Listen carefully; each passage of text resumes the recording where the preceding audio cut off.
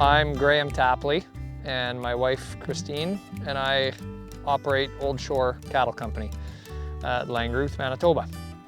Christine and I have about 150 mother cows on our cow-calf operation.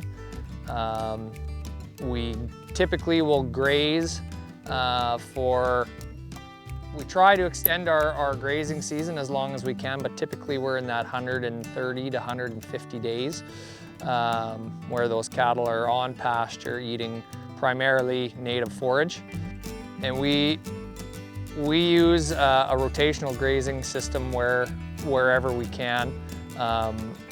And that process is basically just confining those cattle a little bit on that pasture to certain areas using fences. And by doing that, you can control the impact that you're having on that landscape on a much smaller area. Cattle are picky. They'll go and eat what they like first, and then they'll keep going back to that spot if there's anything there. So if you can confine a little bit where they are, then you can force them to have more of a uniform graze over a smaller area. What maybe some people don't consider when we talk about rotational grazing is the idea of rest. And when we look at our grazing plan and how we're thinking about how we're going to manage that pasture, it's not so much how hard we're going to graze it or how much forage we're going to remove, but the rest period that you're able to give that grass to recover from that grazing event. And that rest is really what drives how hard you can graze it. If you think about a grass plant, as much of what you see above the ground is also growing below the ground.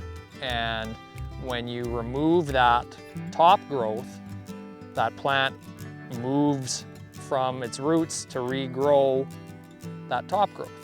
And if you take a bite out of that plant before it's had a chance to replenish those root reserves again, now it's just going to get shorter because it's got to regrow that top growth. And so what you'll see is by overgrazing like that, that's how we think about overgrazing, is not giving it enough rest. And so by overgrazing, you're shrinking the root system of that grass and thereby reducing its capacity to be robust against drought, against excess water, against insects, against subsequent grazing. So that rest to allow that plant to fully replenish its root reserves after that graze, that's what we try and focus on when we think about rotational grazing. That disturbance, that helps to rejuvenate that grass and especially that native grass.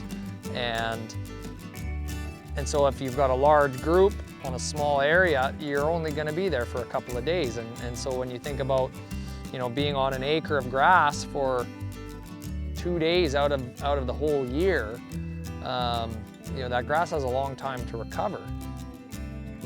When Christine and I were first approached about being a part of this pilot, we were really excited about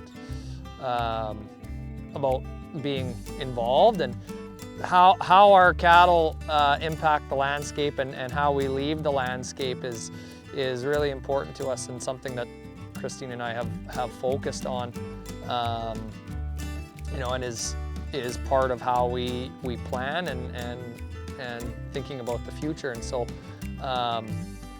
that there's folks that believe that there is that synergy, and if we can show that, I mean, we're excited to be part of that, and we're proud of what we do on a regular basis, and we're certainly not shy of sharing that, and we enjoy taking those opportunities to share and educate and answer questions about what we do, and this is it's such a neat landscape, and if we can have a hand at improving it and you know, all the while, you know, improving the biodiversity, improving the habitat, you know, while running a healthy cow-calf operation. I think that's something that, you know, I think a lot of people would be interested in.